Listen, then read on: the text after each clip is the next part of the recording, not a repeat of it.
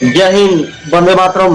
नमस्कार, आप सभी का स्वागत है भारत केसरी न्यूज में। मैं गोस्वामी अरुण गिरी और आज हमारे साथ जुड़ चुके हैं बड़े भाई सचिन गोस्वामी जी, क्षेत्रीय उपाध्यक्ष भारतीय जनता युवा मोर्चा भारतीय जनता पार्टी युवा मोर्चा से क्षेत्रीय उपाध्यक्ष हैं।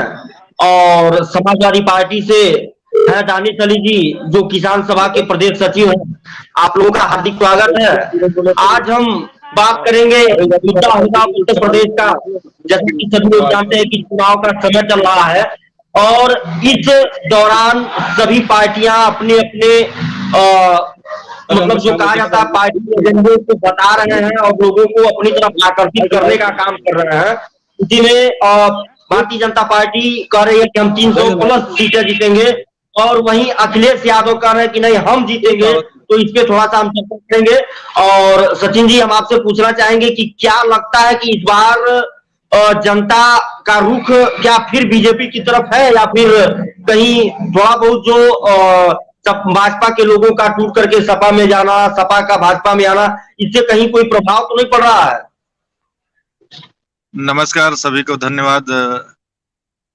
जैसा कि आपको बताना चाहता हूं कि भारतीय जनता पार्टी के साथ आज आम जनता चुनाव लड़ने जा रही है। भारतीय जनता पार्टी तो चुनाव लड़ ही रही है, लेकिन आम जनमानस में जो उत्साह, जो उमंग, जो भारतीय जनता पार्टी का 5 सालों में विकास हुआ है डबल इंजन की सरकार में, तो इस नाते जब हम चुनाव में पुनः आए हैं तो इस बार आम जनता चुनाव लड़ रही है। हम लोग क्षेत्र में निकल रहे हैं, जा रहे हैं, आ रहे हैं तो देख रहे हैं वहां पे इतना उत्साह युवाओं में, उतना उत्साह समाज में देखने को मिल रहा है। लग रहा है कि जिस प्रकार से 2019 में माननीय प्रधानमंत्री जी के नेतृत्व में जब सरकार पुनः सत्ता में रिपीट की थी, जो उत्साह उस समय देखने को मिलता था, आज वही समाज में वही वातावरण, वही उत्साह समाज को में देखने को मिल रहा है। हम लोगों को इतना भारी मात्रा में आम जन का समर्थन मिल रहा है। निश्चित रूप से भारतीय जनता पार्टी पुनः 300 से ज्यादा सीटें जीतकर सरकार बनाने जा रही है। दानिश जी, क्या लगता है कि भारतीय जनता पार्टी फिर 300 से ज्यादा सीटें जीत पाएंगी? भाई साहब 300 तो बहुत दूर की बात है। अरुण गिरी जी और सचिन भाई साहब दोनों से सुनिए, 100 भी पार कर दे तो बहुत बड़ी बात है। इनसे जब जब पब्लिक ने, जब लोगों ने, जब युवाओं ने, जब किसानों ने रोजगार की बात की, खेती की बात की, गन्ने की बात की, सबसे ज्यादा अत्याचार किया है तो बीजेपी सरकार ने किया है। बीजेपी सरकार के अलावा किसी ने भी इतना अत्याचार नहीं किया है। सबसे सबसे ज्यादा गन्ना किसानों की 6-6 साल से 2-2 साल हो गए, 3-3 साल हो गए, किसानों का घर भुगतान ही नहीं हुआ है।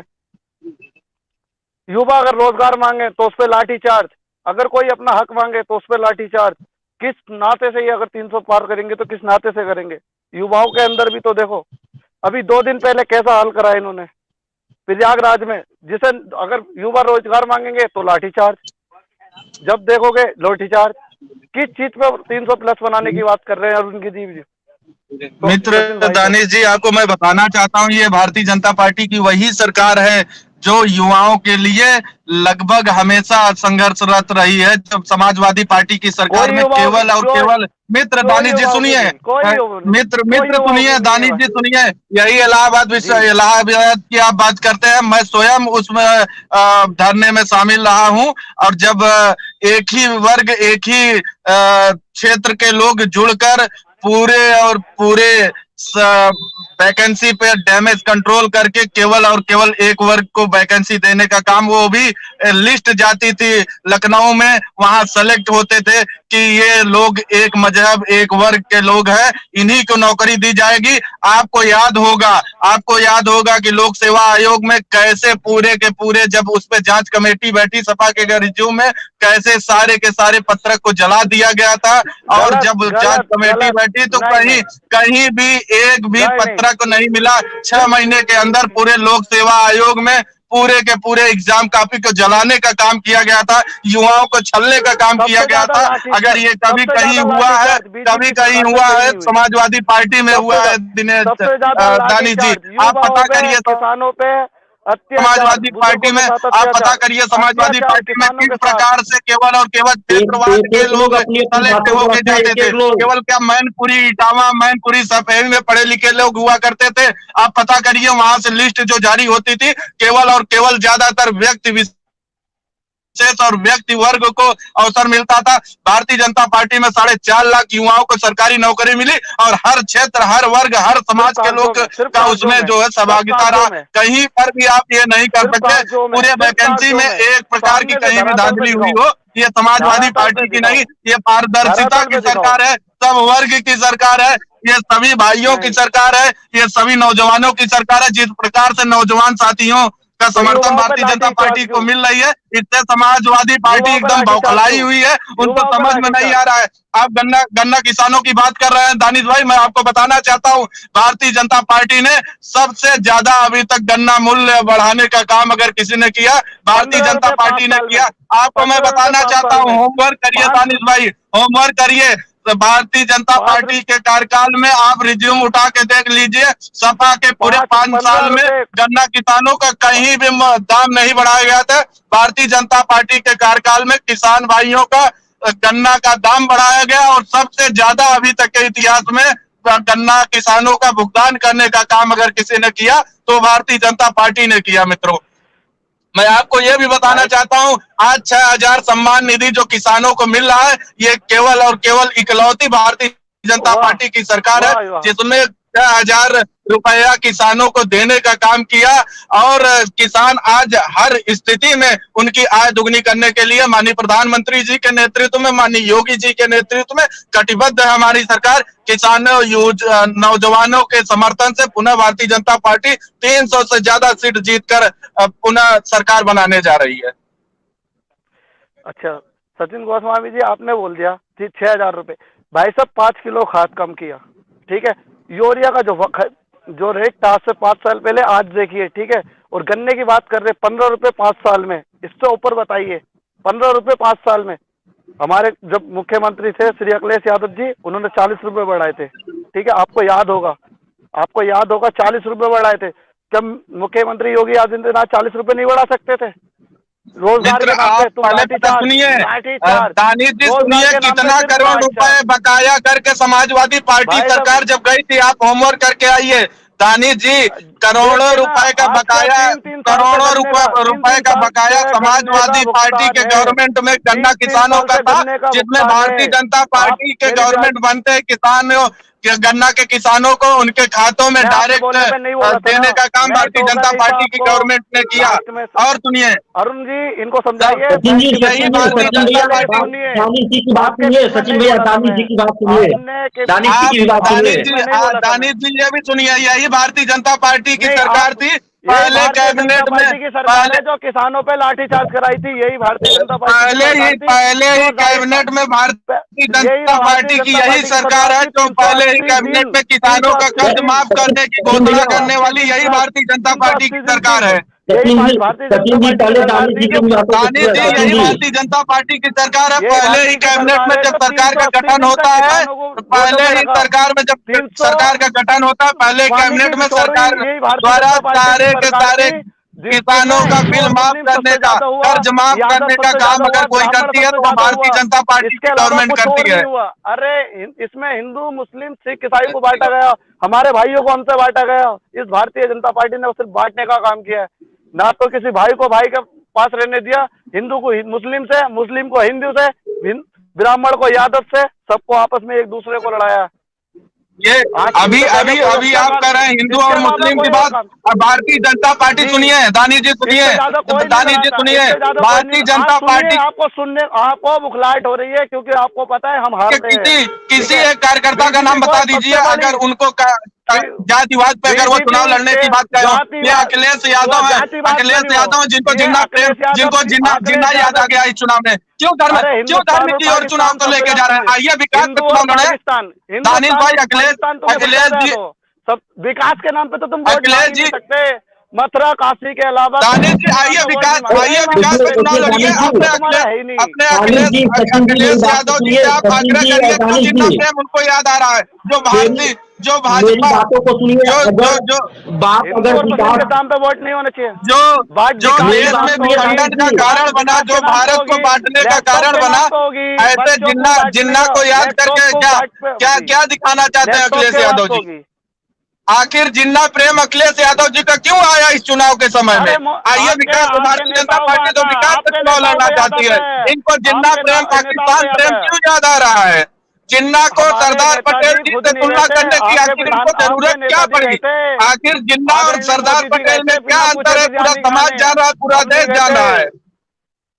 भारतीय जनता पार्टी के लीडर गए थे, आदरणीय मोदी जी बिरयानी खाने, हम नहीं गए थे, हमारी पार्टी का कोई नेता नहीं गया था बिरयानी खाने के लिए। हमारे पास टाइम नहीं है पाकिस्तान में, हम हिंदुस्तान की बात करते हैं, आखिर हिंदुस्तान में रहते हैं। आखिर आखिर आखिर आखिर आ- समाजवादी आखिर पार्टी आखिर के राष्ट्रीय अध्यक्ष को जिन्ना क्यों याद आ गए? आखिर समाजवादी पार्टी अगर के एक राष्ट्रीय मान लो अध्यक्ष को एक जो आदमी जिन्ना जो जो जिन्ना की जिन्ना बात उन्होंने देश को बताई थी, बांटने याद का नहीं काम आए थे। किया, जो जिन्ना देश का जिन्ना की विभाजन बात का बताई कारण थी, बना, उनको याद नहीं आया, उनकी उन्होंने तुलना बताया सरदार था। पटेल से करने, महात्मा गांधी से करने की क्या आवश्यकता थी? मैं आपसे पूछना सरदार चाहता हूँ। पटेल से बात करने की नहीं जब सरदार पटेल के नाम तो कोई बात ही नहीं थी, समझ गए? आप जो रोजगार पे बात करें, आप आप युवाओं पहले के अपने ऊपर बात राष्ट्रीय करें। अध्यक्ष जी का आप पहले अपने राष्ट्रीय अध्यक्ष जी का जो वो लाइन था वो जाके फिर से पढ़िए, होमवर्क करिए।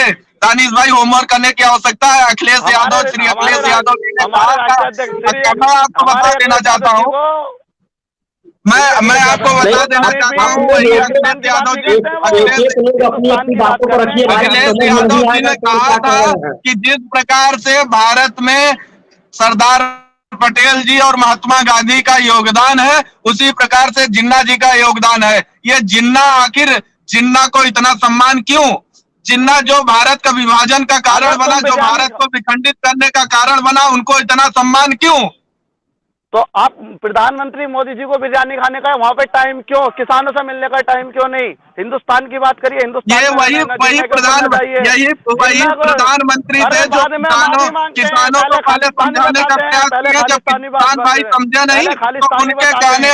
कहने पे बिल वापस करने का काम अगर कोई कर सकता मजबूरी है, में किया, ये बड़ा दिल मजबूरी वाला में किया। प्रधानमंत्री ही कर सकता है। ये अरे भारत का ऐसा कुछ प्रधानमंत्री नहीं ही है, है। पहले जब खालिस्तानी थे, पहले किसानों को खालिस्तानी थे। समझाने का प्रयास किया गया, किसान मैं तो भाई धन्यवाद उस देता हूँ विषय पे यूट्यूब नहीं मीडिया समझे, को। लेकिन किसान भाई के हित में, जब किसान भाई की हित की बात आई, किसान भाई उसे नहीं एक्सेप्ट करना चाहते थे, तो प्रधानमंत्री जी ने बड़ा दिल करके किसान बिल को रद्द करने का काम अगर करते हैं, ये भारत के यशस्वी प्रधानमंत्री नरेंद्र भाई मोदी जी के नेतृत्व में होता है।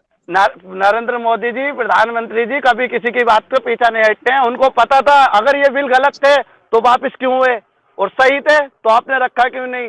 जब तुम्हें पता है गलत है तो गलत है, समझ रहे?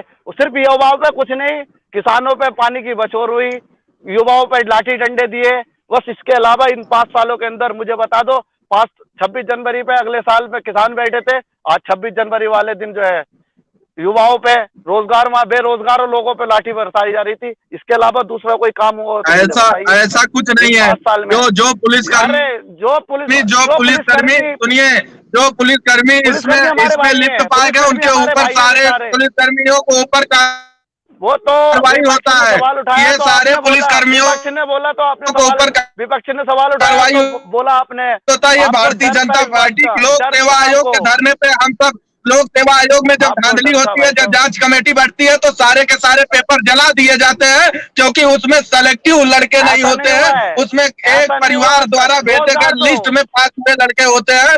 जब उसमें जांच कमेटी बैठती है, तो सारे के सारे पत्र, सारे के सारे जो है पेपर जला दिए जाते हैं। वहां पे केवल अगर जांच कमेटी जाती है तो उनको पेपर के सामने जला हुआ राख मिलता है, राख। मित्र दानी जी, आप बताएंगे, इस गवर्नमेंट में जितना पारदर्शिता के साथ युवाओं को नौकरी मिल रही है, इस गवर्नमेंट में जितने पारदर्शिता के साथ युवा खुश है, वो अभी तक के इतिहास में कभी नहीं रहा है। ये भारतीय जनता पार्टी की गवर्नमेंट है, जिसमें 4.5 लाख से ज्यादा युवाओं को सरकारी नौकरी, 3.5 लाख से ज्यादा युवाओं को संविदा पे नौकरी देने का काम यह भारतीय जनता पार्टी ने की है। अगर सचिन भाई आपने बोल लिया हो तो मैं तुमसे सीधी सीधी क्लियर बात करूंगा, क्योंकि मैं आपके बीच में नहीं बोलता हूँ। तुमने बता दिया सचिन जी, की बातों को सुनिए। आंकड़ा देता हूँ, 2017 से पहले जो हमारी बेरोजगारी थी ना, वो 2.5 थी, आज के टाइम में 6.5 है। आप देखिए बेरोजगारी का हिसाब उठाइए, और उसके बाद बोल रहे हैं कि रोजगार मिल रहा है। रोजगार की जगह पे तुम बात करते हो सिर्फ मंदिर मस्जिद, हिंदू मुस्लिम, इससे हट के बात करोगे, किसानों के बारे में बात करोगे, रोजगार के बारे में बात करोगे, तब बात करना। राष्ट्रीय हित में मानना मतलब होता है जब रोजगार को मिलेगा, जब राष्ट्रीय हित में काम होगा। क्योंकि धर्म बात को है, पहले रोजगार है। अगर रोजगार होगा तब आदमी मंदिर में दिया जलाएगा, जब रोजगार ही नहीं होगा तो मंदिर में दिया कहाँ से जलाएगा? जब घी के लिए पैसे होंगे तभी तो दिया जलाएगा। सुन लीजिए, अब दानिश जी सुनिए, रोजगार देने की बात करें, रोजगार देने की बात करें, पुरानी बातों पे किसी पे ना जाओ। नई बात से, नई युवा पीढ़ी है तो नई बात की बात रखो। क्योंकि अब से 170 साल पहले हमारे बुजुर्ग क्या कर गए वो बात अलग थी, लेकिन जो आज आइए नई बात पे आते हैं, नई बात पे ही आपके आते हैं। सुनिए, आप आंकड़ा उठा के देखिए, अखिलेश यादव का 5 साल, अखिलेश यादव जी का 5 साल और माननीय मोदी जी के 5 साल पे रोजगार पे आप बात कर लीजिए। 3 लाख 5 साल अखिलेश यादव जी का उठा के सुन लीजिए, 5 साल माननीय योगी जी के। केस बढ़े हुए हैं, 2,76,000 तुम्हारे, 3,76,000 केस बढ़े हुए हैं इस साल में। और तुम कहते हो गुंडागर्दी खत्म कर दी। गुंडागर्दी खत्म नहीं कर दी, सिर्फ खाली लोगों को बुखलाना, पब्लिक को मारना, फर्जी इनकाउंटर के अलावा तीसरा काम मुझे बता दो कोई हुआ तो तुम्हारी 5 साल की सरकार में। चलिए, अब आप सुन लीजिए, पहले रोजगार पे सुन लीजिए। अखिलेश यादव की गवर्नमेंट में पहले सुन लो यार, अब सुन लो आप पहले सुनो, दानिश सुनो, पहले सुन लो अब अखिलेश यादव के 5 साल के कार्यकाल के और माननीय मोदी जी और योगी जी के डबल इंजन की सरकार के 5 साल के कार्यकाल का सुनो के नाम पे दिखाता हूँ मैं केवल अरे यार, आपके कार्यकाल के जो विधायक मंत्री है वो कहते हैं कि उत्तर प्रदेश में जो रोडों का जाल बिछ गया वो अभी तक के इतिहास में कभी नहीं बिछा। ये आप लोगों के विधायक मंत्री कह रहे हैं। हम छोड़ दो, हमारा छोड़ दो, ये आपके, आज आप निकल रहे हो, आप बनारस के रहने वाले हो, कभी प्रयागराज जाओ तो 1 घंटे 1.5 घंटे में आप प्रयागराज पहुंच जाते हो, नहीं 4 घंटे 5 घंटे लगते थे। आज सबसे ज्यादा एक्सप्रेस वे वाला प्रदेश बन गया उत्तर प्रदेश। 6 एक्सप्रेस वे पे काम शुरू है, कहीं पे उद्घाटन हो गए। आप सुन लो, रोडों के मामले में आज आप बनारस चले जाओ, आप प्रयागराज चले जाओ, आप अयोध्या चले जाओ, आप मथुरा चले जाओ, आप नोएडा चले जाओ, कहीं उठा के देख लो कि सारे जिलों में उत्तर प्रदेश में सबसे अच्छा अगर कहीं रोड पूरे प्रदेश में मिलेगा तो उत्तर प्रदेश की रोडें होंगी। आज बिजली की बात करो आप, आज 24 घंटे शहरी इलाकों में, 18 घंटे ग्रामीण इलाकों में बिजली मिल रही है। आप किस बात में बात करना चाहते हैं? चलिए, बहुत बहुत धन्यवाद सचिन जी। वो अभी दानिश जी चले गए हैं, लग रहा है कहीं चले गए होंगे, कट गए हैं वो फिलहाल। अब हम यहीं पे डिबेट को समाप्त करते हैं, फिर हम अगली बार मिलेंगे। तब तक के लिए आपने हमें समय दिया, इसके लिए बहुत बहुत आभार, धन्यवाद, नमस्कार।